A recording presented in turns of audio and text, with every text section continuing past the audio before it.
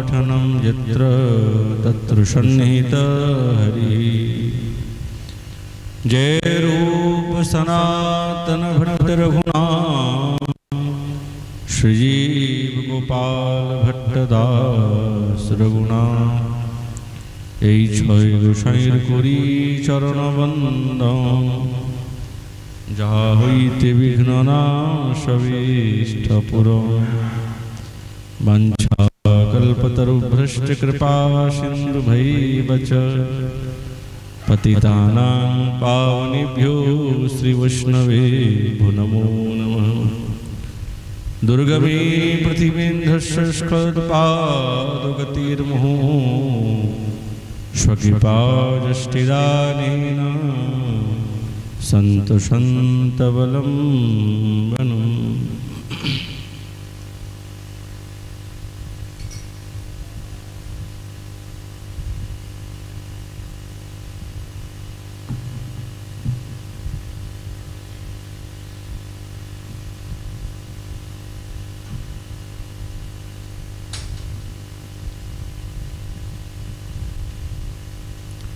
ओम नमो भगवते वासुदेवाय।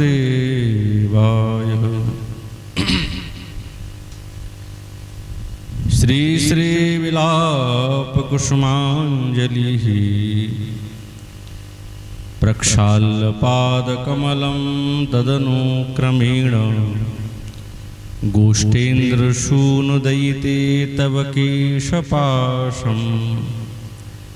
हा नर्मदा ग्रथित सुंदर सूक्ष्ममाल्यैर्वेणीं करिष्यति कदा प्रणयैर्जनोऽयम्। कलियुग पावन अवतार नदिया बिहारी लाल श्री कृष्ण चैतन्य महाप्रभु तार अंतरंग प्रिय पार्षद गौड़ीय आचार्य वर्ज श्रीपाद रघुनाथ दास गोस्वामी चरण तार द्वारा विरचित श्री श्री विलाप कुसुमांजलि ग्रंथ रत्नेर संगे साक्षात्कार दिच्छेन। श्रीपाद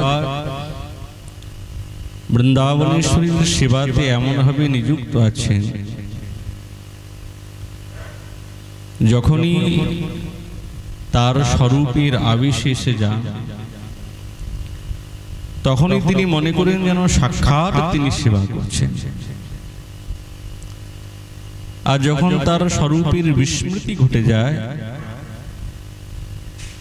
तखनई तिनि छटफट करते थाकेन। आज स्वरूपाविष्ट श्रीपाद पूर्वश्लोके स्फूर्तिते अभिषेकान्ते वृंदावनेश्वरी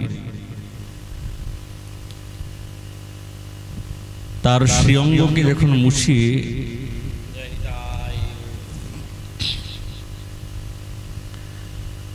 वस्त्र परिधान करिয়েছেন।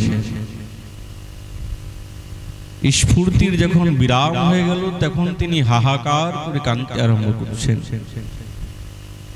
এবং শ্রীকুণ্ডে তটে পড়ে রোদন করছেন যে অভিষ্ট সেবা দিয়ে এই দিন জনকে তার সুচির আশাকে তুমি সফল করো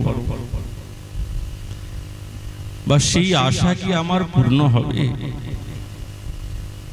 সাক্ষাৎ সেবার অভাবে উৎকণ্ঠাতে চিত্ত বিগলিত সেবাদে আবার দৈন্যের উদয়ের সঙ্গে ওনার মনের মধ্যে ভাব জাগছে আমি তো অযোগ্য, আমি কি এই সেবার আমার অধিকার আছে। তখন তিনি রোদন করছেন, কিন্তু এই আশা কিন্তু ছাড়া যায় না। আশা ছাড়লেই কিন্তু অন্য পথে চলে যাবে সাধক, আশা ছাড়া যাবে না। কেননা শ্রীপাদের আশাটাই হচ্ছেন অমৃত। যারা বিরোহী সাধক তাদের প্রাণ বাঁচানোর একমাত্র ঔষধ হচ্ছেন এই আশা। যে আমি বৃন্দাবনেশ্বরীর সেবাতে নিযুক্ত হতে পারব।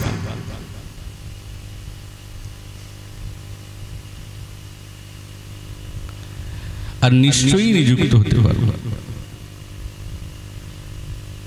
কিন্তু মনের মধ্যে নিজেকে অযোগ্য বলে মনে করা, এটি হচ্ছে দীনতার লক্ষণ। আর এই দীনভাবটা চাই, এটা না হলে হবে না। শিলরূপ গোস্বামী পাদ বলছেন, প্রাচীনানাং ভজনা মতুলম দুষ্করম ছিন্নতো মে নৈরাশ্বেন জলতি হৃদয়ম ভক্তি লেশালস্য বিশ্বদৃঘ অঘহরম তবাকর্ণ কারুণ্য বীচি মাশা বিন্দু ক্ষিতমিদমুপৈতে অন্তরে হন্ত শৈত্যম। স্তবমালাতে বলছেন, হে অঘারি গোবিন্দ, মহারাজ অম্বরীশ আদি যে সমস্ত রাজর্ষিগণ তারা কত কঠোর সাধন ভজন করে আপনার প্রতি দিব্য সেই ভক্তির লেশকে সম্পাদিত করেছেন, আপনার প্রতি অতিশয় লিপ্ত হয়েছেন। কিন্তু আমার মধ্যে তো ভক্তির লেশও নেই, আমার তো সাধন ভজন কিছুই নেই, আমি কি করে আপনাকে প্রাপ্ত করতে পারবো? আমার এই অনুতপ্ত মন কি করে শান্ত হবে? কিন্তু প্রভু, আপামরে তোমার যে অহৈতুকী ভাব, তুমি সকলকে কৃপা করেছো, তোমার যে সকলের প্রতি করুণা, এইটি আমি শ্রবণ করেছি, আমি জানি। ওই জন্য আমার হৃদয়ের মধ্যে আশা নিবদ্ধ হয়েছে, ঠিক আছে আমি যদি অযোগ্য হইও, কিন্তু তুমি এক না একদিন আমাকে নিজের সেবাতে অবশ্যই নিযুক্ত করবে। আমার এই বিরহ তাপিত হৃদয়কে তুমি নির্বাপিত নিশ্চয়ই করবে। তাহলে এই যে শ্রীপাদ মনের মধ্যে দীনতাকে প্রকাশ করলেন, কিন্তু আশা ছাড়ে। যেদিন সাধক এই আশাটাও ছেড়ে দেবে, তাহলে আর এই ভজনের পথ সে ধরতে পারবে না, আর ধরা যাবে না। ওই জন্য শ্রীপাদ তিনি বলছেন, এই আশাটাই হচ্ছেন অমৃত। বিরোহী সাধকের প্রাণ বাঁচানোর একমাত্র ঔষধ। স্মরণনিষ্ঠ সাধক স্মরণের সময়ে মনে করবেন যে সাক্ষাৎ তিনি সেবা করছেন, অসাক্ষাৎ মনে করবেন না। কেন? এইটাই হচ্ছেন স্মরণের নিবিড়তা, গম্ভীরতা, যেটি ছাড়া যাবে না। আমাদের শ্রীপাদ বলছেন, যখন বৃন্দাবনেশ্বরীকে সেই কনক আসনের মধ্যে বসিয়েছেন, স্ফূর্তি যখন আবার এসে গেল, যখন ছটফট করছেন, কাঁদছেন, আবার স্ফূর্তি এসে গেল। ঠাকুরানীকে রত্নময় সিংহাসনে কনক আসনে বসিয়েছেন।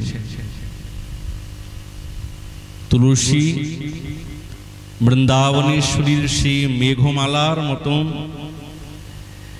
সেই দিব্য সুকুঞ্চিত কেশদামকে সুবর্ণ চিরুনি দ্বারা প্রসাধন করছেন ধীরে ধীরে ধীরে ধীরে।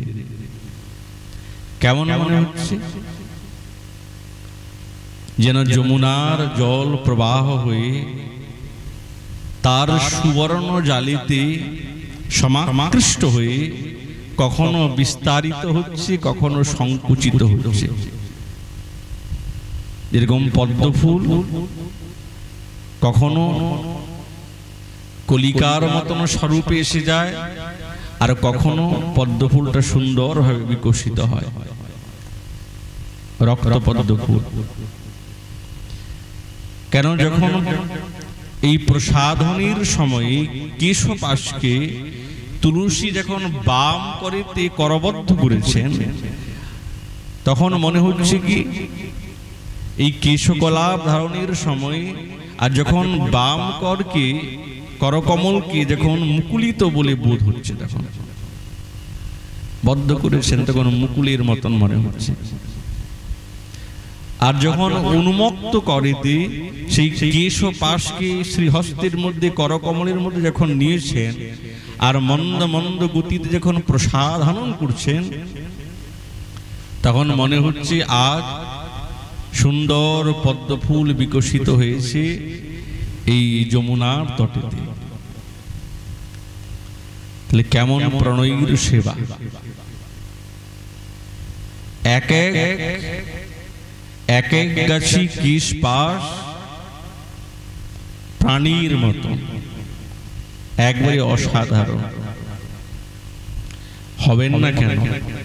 সাক্ষাৎ বৃন্দাবনেশ্বরীর কেশপাশ, যিনি সাক্ষাৎ মাদনাক্ষ মহাভাব স্বরূপের দ্বারা সুসজ্জিতা, তার কেশপাশ কেশদামের কথা কি কোনো সাধারণ কথা? না না। মহাজনগণ বলছেন যে সাক্ষাৎ অসাধারণ কেশপাশ এই বৃন্দাবনেশ্বরী। রাধা মনোবৃত্তি লতাঙ্কুরাগতা কৃষ্ণস্য যে ভাবনয়া তদাত্মতাম सूक्ष्मयता प्रेम सुधाभिषेकत स्ते निष्ठिता केशमिषात् बहिध्रुवम्। गोविंद लीलामृते বৃন্দাবনেশ্বরীর মনোবৃত্তি রূপী এই লতাঙ্কুরের সমূহ সেই কৃষ্ণের ভাবনার দ্বারা আজ এইগুলি কৃষ্ণ বর্ণত্ব প্রাপ্ত হয়ে প্রেম সুধার দ্বারায় অভিষিক্ত হয়ে সূক্ষ্ম অথচ আয়ত। বৃন্দাবনেশ্বরীর কে সূক্ষ্ম, খুবই সূক্ষ্ম এবং আয়ত বিশাল। এই কেশের ছলেতে না যেন মনে হচ্ছে নিরন্তর বহির্গত হচ্ছে। কি বহির্গত হচ্ছে? বলি কৃষ্ণ ভাবনা, গোবিন্দের ভাবনা, অভিন্ন প্রাণা এই কিঙ্করীর নিকট সেটা সর্বাপেক্ষা অনুভব এবং অনুভূতি হচ্ছে। প্রেমের বাইরে প্রেমময়ীর কোনো পরিচয় পাওয়া যায় না। তার পরিচয় প্রেমের মধ্যেই পাওয়া যেতে পারে, প্রেমিকের হৃদয়ের মধ্যেই পাওয়া যেতে পারে।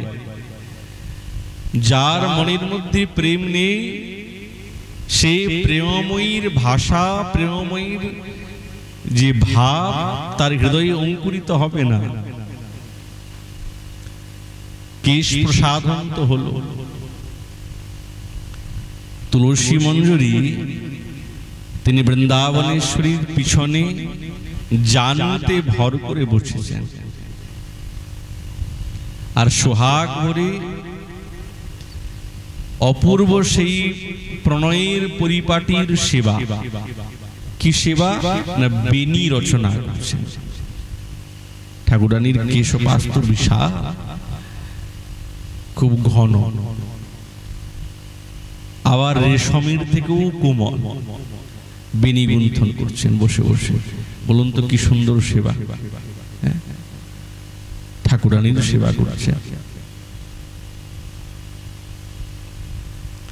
যখন পিছনে বসে বসে জানুতে ভর করে বেনিবন্ধনের সেবাটা শুরু করেছেন না, তখন বৃন্দাবনেশ্বরীর বদন কমলকে দর্শন করার জন্য কিঙ্করীর মনের মধ্যে এতটা লোভ জেগে গেছে। কেন? এখনো কাল তিনি বৃন্দাবনেশ্বরীর বদন কমল না দেখলে অস্থির হয়ে পড়ে। পাশেই আছে, কোথাও তো যান না, সেবা করছে, কিন্তু বদন কমল তো দর্শন করতে পারছেন না, পিছনে আছে। ওই জন্য ঠাকুরানীর বদন কমলকে দর্শন করার জন্য একবারে লালায়িত হয়ে গেছে, ছটফট করছে। তার মানে কি তাড়াতাড়ি সেবাটা করে দেবে? বলে সেবা না কোনোদিন তাড়াতাড়ি হয় না, চটপট হয় না। প্রত্যেকটি সেবার মধ্যে সুনিপুণতা চাই। যেমনি তেমনি করে বিনিগন্থন করে দিলাম না, না। যেই রাজ্যের কথা আমাদের শ্রীপাদ আমাদেরকে নিয়ে চলেছেন, ওই রাজ্যের কথা বুঝতে গেলে মনের মধ্যে প্রেম চাই, অনুভব চাই, এবং গুরু বৈষ্ণবের কৃপা চাই, তবেই তো হবে। আজ তুলসী মঞ্জুরি যখন বৃন্দাবনেশ্বরী কেশপাশকে বেনিগুণ্ঠন করছেন, তো সেই সেবার মধ্যে সূক্ষ্মতা আছে, ধীরতা আছে।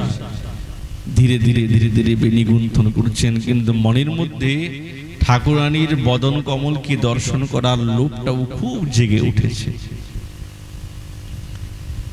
তখন তিনি একটা সম্বোধন করলেন, হে গোষ্ঠেন্দ্র শুনু দইতে।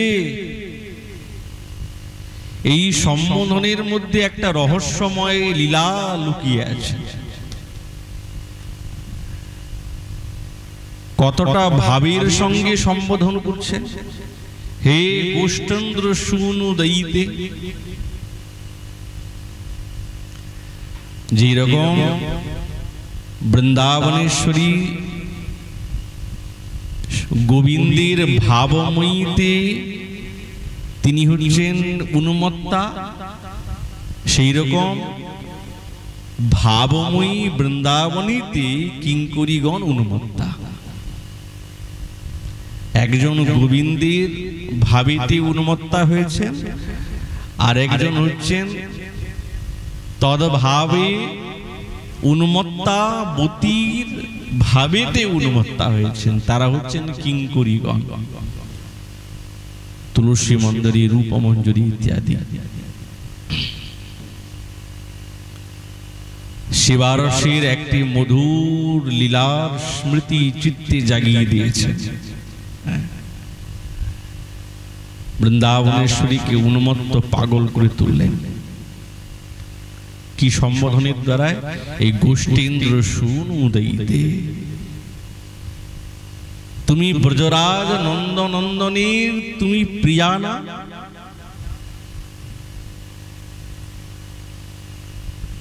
যখন এই শব্দটা নিযুক্ত করলেন না, ঠাকুরানীর হৃদয়টা উন্মত্ত হয়ে গেছে, পাগল হয়ে গেছে।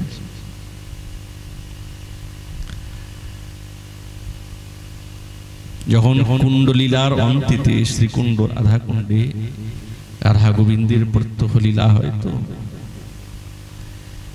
এই কুণ্ডলীলার অন্তিতে বৃন্দাবনেশ্বরী বলছেন,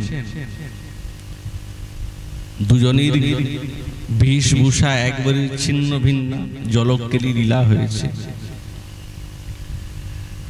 একবারে ছিন্ন ভিন্ন হয়ে গেছে। তো বৃন্দাবনেশ্বরী বলছেন, হে প্রিয়তম, আজ তোমার বেশে আমি সাজব। তো গোবিন্দ বলছেন, ঠিক আছে, তাহলে আমিও তোমার বেশে সাজব। তাই দুজনেই দুজনের বেশে সাজবে। সাজাবে কে? সাজানোর তো কেউ চাই।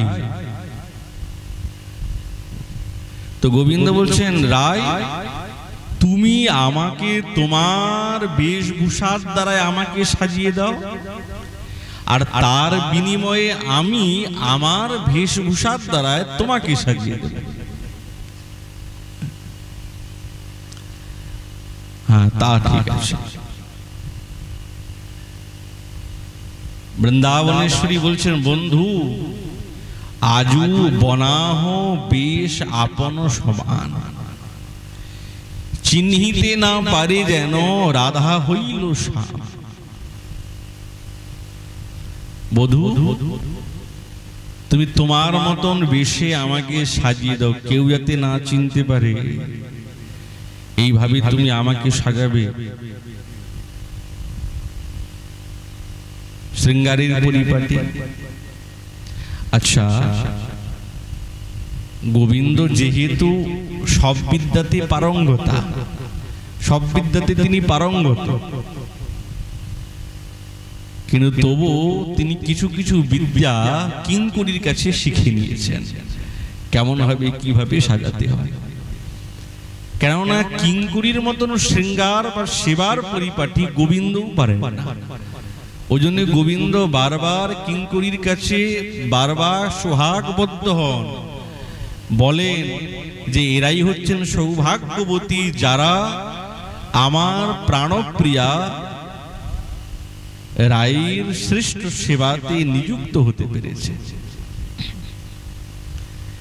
তো আজ বৃন্দাবনেশ্বরী বলছেন, বন্ধু আজু বনাহ বেশ আপন সমান, চিহ্নিতে না পারি যেন রাধা হইল শ্যাম, কপালে পরিব ফোঁটা এবং বান্দহ বিনোদ চূড়া ঝুটা, তাহি দেহ ময়ূরীর পাক, মুরলী লইয়া করে গাইব পঞ্চম স্বরে, যুবতী মুরছে লাখে লাখ,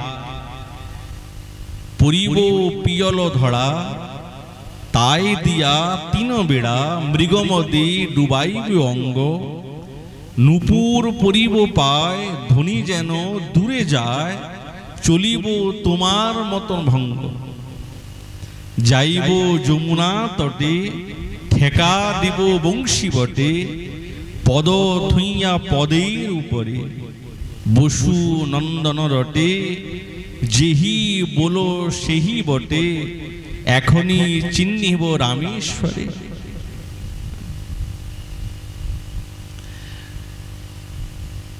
আর বৃন্দাবনেশ্বরী বলছে, শোনো, ভালো করে তুমি মাথায় পাগড়িটা দেবে, সুন্দর হবে, আর তার উপরে ময়ূর পাখাটা দেবে। তো যেরকম যেরকম বলছেন সেই রকম শৃঙ্গার করতেই হবে। আর ওই মুরলীটা তুমি আমাকে দেবে, আমি মুরলী পঞ্চম সুরেতে বাজাবো। দেখি এই সুরের দ্বারাই যুবতীগণ কি মূর্ছিত হবে? নিশ্চয়ই হবে।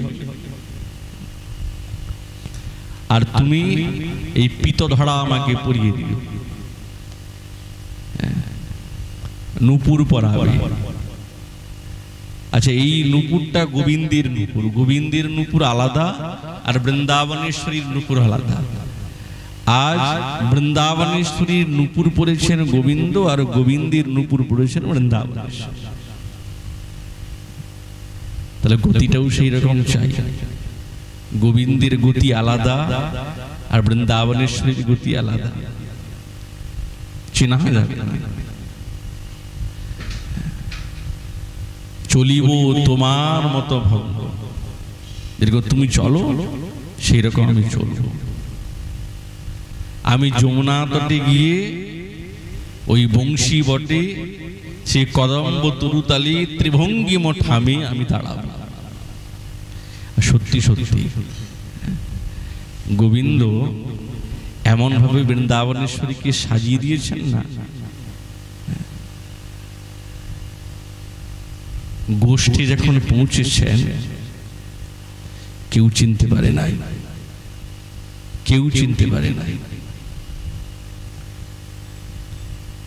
কেউই চিনতে পারে না যে আজ বৃন্দাবনেশ্বরী যে শ্যাম সুন্দর হয়েছেন, কেউই চিনতে পারেনি। কেবল একজন ইঙ্গিতে একজন চিনতে পেরেছে, সে হচ্ছে তার প্রিয় নর্ম সখা সুবল। সুবল চিনতে পেরেছে। নায়িকার গতি এবং নায়কের গতির মধ্যে পার্থক্য আছে, এই গতিতে ধরে ফেলেছে, কিন্তু বলেন না।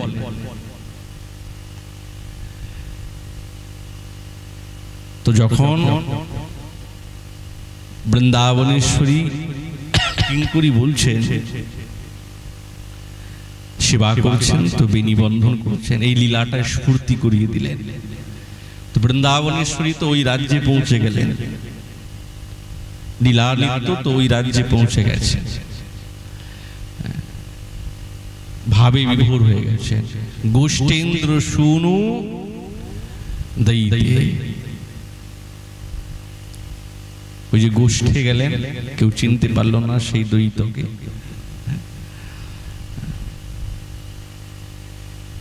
সেবাটা এমন ভাবে করছেন যেন বৃন্দাবনেশ্বরী মনে করছেন তুলসী আমার বেনিবন্ধন করছে না, সাক্ষাৎ শ্যামসুন্দর আমার পিছনে জানু অবলম্বন করে আর আমার বেনিবন্ধন করে দিচ্ছে। একবারে তদ্রূপ, কোনো ভেদ নেই মনের মধ্যে, এই ভাবেতে একবারে বিভোর হয়ে গেছে।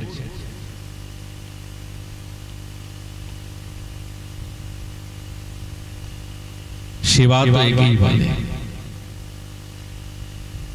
প্রাণেশ্বরীকে সেই লীলা রাজ্যে যিনি প্রবেশ করাতে পারেন তাকেই তো সেবা বলে।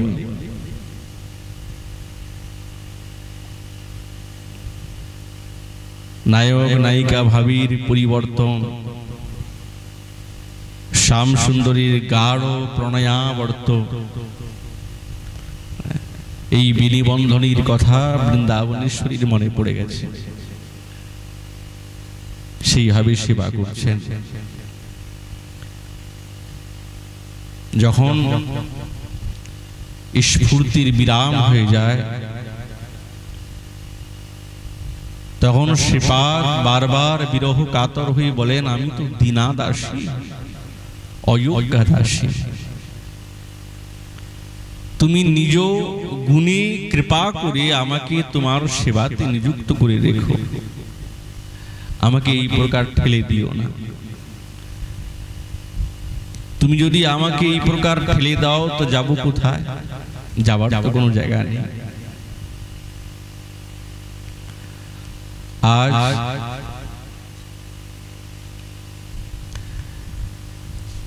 শ্রীপাদ তার মনের মধ্যে ভাব জেগেছে, দেহাবেশে তো এই লীলার অনুভব হয় না, দেহাবেশ যেখানে থাকবে না সেখানেই লীলার স্মৃতি হবে। মালিকন্যা নর্মদা, তার দ্বারাই সুন্দর সুন্দর সেই পুষ্পগুচ্ছ গ্রন্থিত হয়েছে, তার দ্বারাই তুলসী মঞ্জুরি তিনি সেই বেনির মধ্যে বারবার পরিবেষ্টন করে দিচ্ছেন সুন্দরভাবে। কত রকমের পুষ্পগুচ্ছ আছে, কুন্দ আছে ইত্যাদি পুষ্পের দ্বারা। এই মালিকন্যা নর্মদা মালা গ্রন্থনে এত সুদক্ষা, এত সুদক্ষা যে এত সুন্দর তিনি বেনিগুন্থন করে তুলসী মঞ্জুরি বেনিগুন্থন করেছেন, বেনির মধ্যে যে বেষ্টন করবেন সুন্দরভাবে সেই মালাটাকে গেঁথেছেন, সেটাকে নিযুক্ত করলেন, সেটা বাঁধলেন। বৃন্দাবনে সবই পুষ্প বৃন্দাবনেশ্বরীর সেবাতে লাগতে পারে। কখনো হয় না যে এই পুষ্পটা লাগবে না, ওই পুষ্পটা লাগবে না। প্রাচীন মহানুভবগণ বলতেন যে বৃন্দাবনের সবই পুষ্প ঠাকুরানীর সেবাতে নিযুক্ত হতে পারে, কেননা এরা সকলেই তার সেবা প্রাপ্ত করার জন্য, তার সেবাতে নিযুক্ত হওয়ার জন্যই তো এসেছেন এই বৃন্দাবনে। হ্যাঁ, ধামের বাইরে এই সমস্ত বিধি আছে, কিন্তু ধামেতে সব পুষ্পের দ্বারাই গোবিন্দের সেবা হতে পারে এবং সবই পুষ্পের দ্বারাই বৃন্দাবনেশ্বরীর সেবাতে নিযুক্ত হতে পারে। একজন বাবাজি মহাশয় ছিলেন, তো উনি এমন একটা পুষ্প চয়ন করেছেন, সেই পুষ্প এখন ঠাকুরানীর সেবাতে লাগে না, তুলে ফেলেছেন, তো ওইটাকে বেছে রেখে দিয়েছে। সেবা করার সময় তো আগে সাধু মহাত্মার তো পুষ্প চয়ন করে যেটা লাগে না সেবাটাকে ওটাকে সরিয়ে রেখে দিয়েছেন। তো রাত্রিবেলা স্বপ্নাদেশ হচ্ছে, ওই পুষ্পের বৃক্ষ স্বপ্নাদেশ করছে, আমি এমন কি দোষ করেছি যে তুমি আমাকে ঠাকুরানীর শ্রীচরণে, গোবিন্দের শ্রীচরণে তুমি আমাকে দিলে না, কেন কেন দিলে না? স্বপ্নের মধ্যে এসে গেছে। স্বপ্নটা আসাটাও কিন্তু বৃন্দাবনে একটা সাক্ষাৎ ব্যাপার, অসাক্ষাৎ ব্যাপার না। তো যার মনের মধ্যে এসেছিলেন তিনি তো কেউ সাধারণ সিদ্ধ পুরুষ ছিলেন। বলছে না না, তাহলে বৃন্দাবনে সবই পুষ্প, গোবিন্দের সেবা তিনি যুক্ত হতে পারে, এই সেবার জন্যই তো সবকিছু। ব্রজরাজ কুমার বল্লভা শ্রী রাধে, এই নিবেদন করি তোমার শ্রীপদে, যথাক্রমে পাদ পদ্ম করি প্রক্ষালন, পদামৃত পাদোদ করিব গ্রহণ, ভাগ্যবতী নর্মদা মালিনী যতনে, গাঁথিয়াছে সূক্ষ্মমালা অপূর্ব দর্শনে, সে সুন্দর মালা দিয়া কেশীর কপালে, বাঁধিব বিচিত্র বেণী প্রণয় সভারে। সুন্দর এক বেণী গুন্থন করেছেন, এক একটা সেবা একবারে পরিপক্ক দশাতে সুন্দরভাবে সেবা করছে। শ্রীপাদের স্বরূপের আবেশেতে যখন তিনি মনে করেন সেটা সাক্ষাৎ, অসাক্ষাৎ কিছু নয়, কিন্তু যেন সাধককে দেখিয়ে দিচ্ছেন বারবার, কে যখনই সাধক চিন্তন করবেন তখনই ভাববেন কি, না না, আমি চিন্তা করছি না, স্মরণ করছি না, সাক্ষাৎ সেবা করছি। এই ভাব যখন এসে গেল, ব্যাস তার পরিপাটি আর কি। তখন তার সেবার মধ্যে পরিপাটি এবং দক্ষতা খুব নিপুণতার সঙ্গে প্রাপ্ত করবে সে।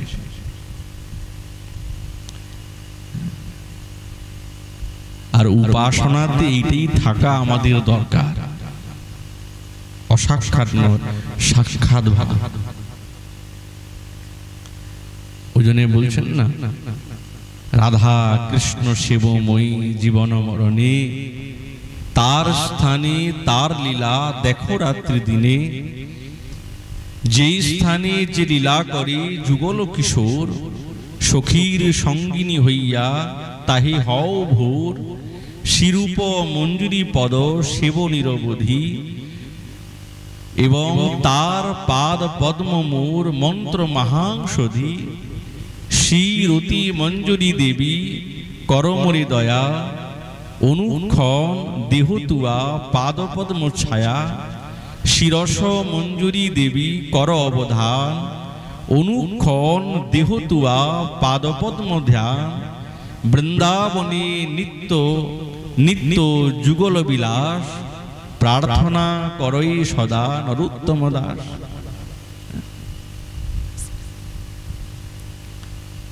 যারা স্মরণনিষ্ঠ সাধক না, সেবার চিন্তা করতে করতে করতে করতে করতে করতে এমন গভীরতার মধ্যে ঢুকে যায়, বাহ্যাবেশ আর থাকে না, বাহ্যাবেশ আর নাই।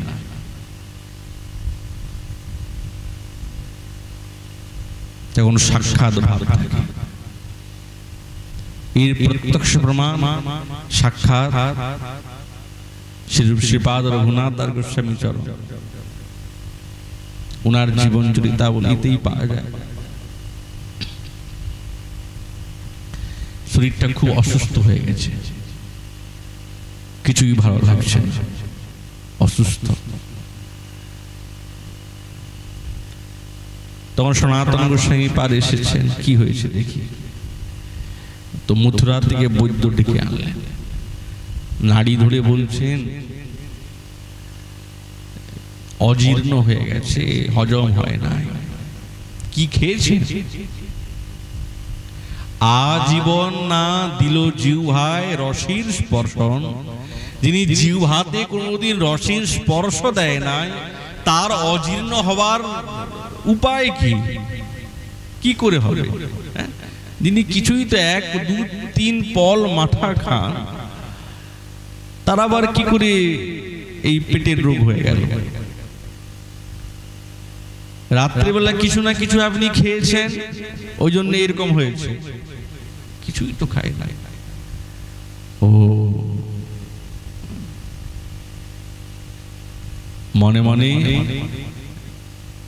গোবিন্দকে অনেক এই পক্কান্ন ভোজন করিয়েছেন, মনে মনে স্মরণে সেই প্রসাদটা পেয়েছেন। মনে মনে মনে মনে পেয়েছেন, তাই দেখুন অজীর্ণ হয়ে গেল।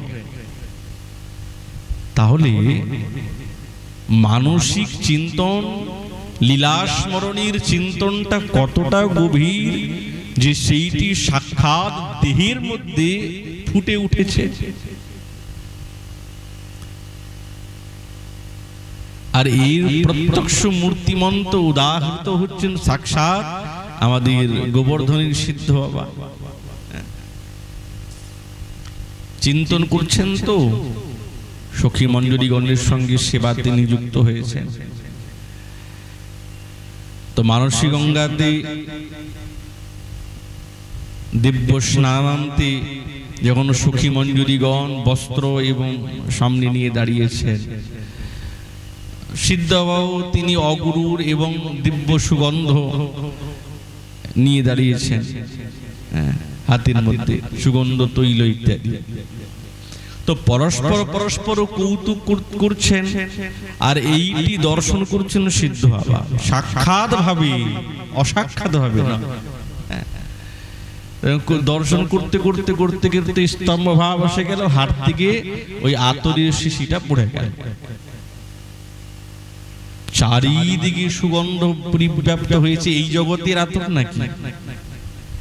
এই জগতের তো আতর নয়, মহাভাব মাদনাক্ষ মহাভাব স্বরূপিণী এবং প্রেমময় সাক্ষাৎ গোবিন্দের শ্রীঅঙ্গে যে আতরটা লাগানো হবে, তাহলে সেই আতর কেমন, তার সুগন্ধ কেমন,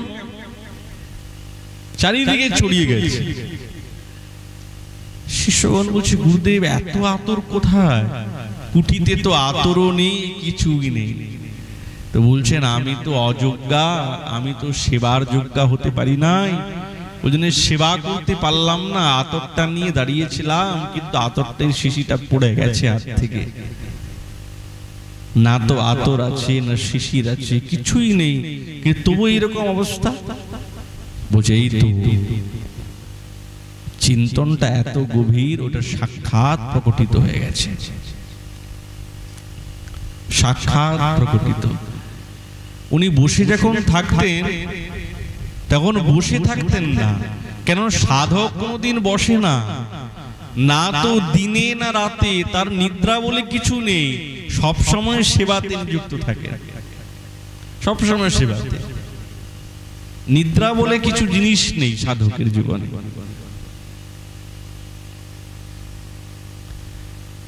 মানসী গঙ্গাতে রাধা গোবিন্দের লীলা দর্শন করে এমন করুয়া নিয়ে প্রবেশ করেছেন।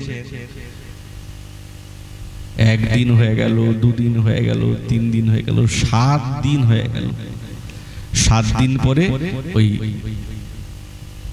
করুয়া নিয়ে আবার তিনি উঠে আসছেন। বাবা কোথায় গিয়েছিলেন আপনি? এই তো গেলাম, এখনই তো গেলাম। 7 দিন হয়ে গেছে বাবা, সময়ের জ্ঞান নাই। কেননা এই লীলা চিন্তনের পরিভাষায় এই যে সাধককে সময়াতীত, দেহাতীত, মনাতীত করে দেয়। দেহের প্রতিও ভ্রুক্ষেপ থাকে না, মন তো ওখানেই লেগে গেল, আর তো কোথাও যাবে না। আর সময়টাও অতীত হয়ে গেল, কবে দিন গেছে, কবে রাত হচ্ছে, কবে সকাল হচ্ছে, এই সমস্ত ভাবনা নাই।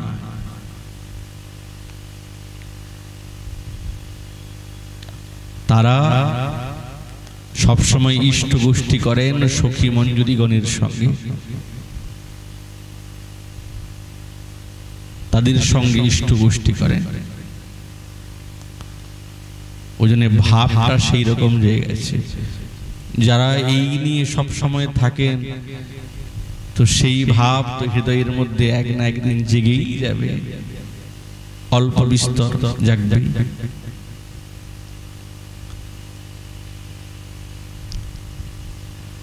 ওই জন্য শ্রীপাদ যেরকম আমাদের সিদ্ধ মধুসূদন দাস বাবাজি মহারাজ, কোথাও হুলি নেই, কিছু নেই, আবির খেলছেন। আবির সারা গায়ে আবির লেগে গেছে। বাবা কোথায় এত আবির খেললেন? এখন তো হুলির সময় না।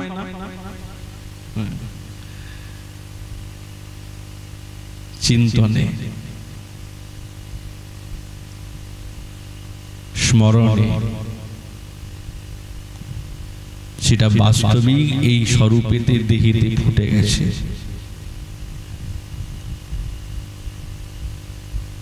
চিরজীব গোস্বামীপাদ বলছেন,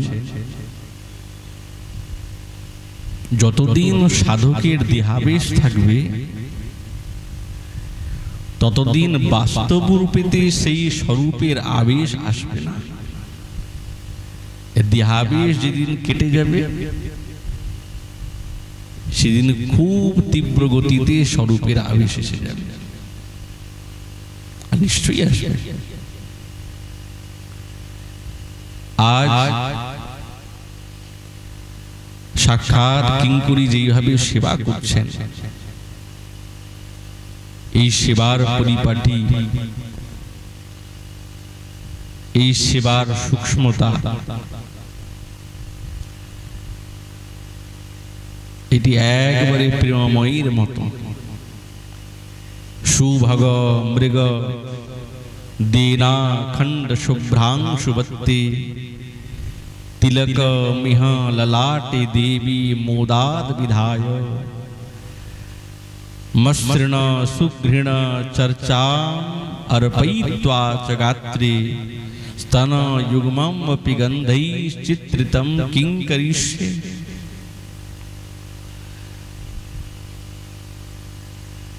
লীলার প্রতি যখন পান না তখন ছটফট করেন। এই বিরহটা তো চাই, বিরহ না হলে হবে না। সেবা সর্বোপরি। প্রেমানন্দকে তিরস্কার করে দিয়েছেন সেবানন্দের কাছে। আচ্ছা, আমরা তো জানি প্রেম সবার থেকে উপরে।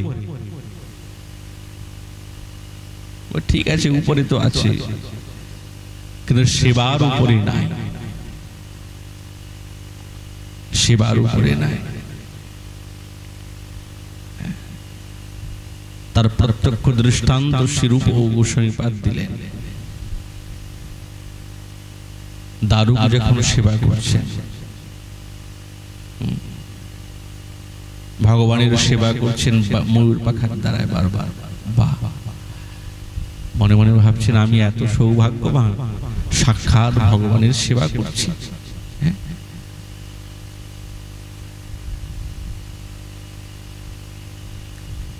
সাত্বিক বিকার, স্তম্ভ ভাব এসে গেল, সারা অঙ্গ পুলকিত হয়ে গেছে, ঝরঝর করে কাঁদছেন, মূর্ছিত হয়ে পড়ে গেলেন কদলী খণ্ডের মতো।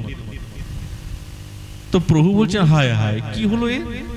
এখনই তো কি সুন্দর সেবা করছিল, আর হঠাৎ এরকম ভাব। তখন গোবিন্দ নিজেই, ভগবান তার কাছ থেকে হাতের থেকে ওই বস্তুটা নিয়ে নিজেই চামর বেদন করতে, নিজেই পাখা করতে, নিজের উত্তরীর দ্বারা ঘর্মগুলি মুছতে আরম্ভ করেছেন, জল সেচন করছেন। যখন চেতনা হলো না, তখন দারুক বলছেন, এই রকম প্রেমানন্দকে আমি ধিক্কার করি, যেই প্রেমানন্দ আমাকে সেবানন্দ থেকে বঞ্চিত করেছে। তাহলে সেবাটা কত সবার উপরে। সাধক দেহেতেও যেই সেবাটা করা হচ্ছে, এই সেবাটাও কিন্তু আমাদের সাধারণ সেবা না। এই সেবার মধ্যে শ্রেষ্ঠ পরিপাটি আছে। জীবনে মরণে গতি, রাধা কৃষ্ণ প্রাণপতি, দুহার প্রীতি রস সুখে, যুগল সঙ্গতি যারা, মোর প্রাণ গলে হারা, এই কথা রহু মোর বুকে। রাধা গোবিন্দ হচ্ছেন সাক্ষাৎ প্রাণপতি। গৌড়ীয় বৈষ্ণবগণের সাধ্য তত্ত্ব সাক্ষাৎ রাধাদাস এবং মঞ্জুরি ভাব, যেটি শ্রীকৃষ্ণ চৈতন্য মহাপ্রভুর বড় অবদান, এবং শ্রীরূপ এবং শ্রী সনাতন গোস্বামী আদি তারা নিজের ভজন এবং সাধনের মাধ্যমে এই গৌড়ীয় সাধককে শিখিয়ে দিয়েছেন।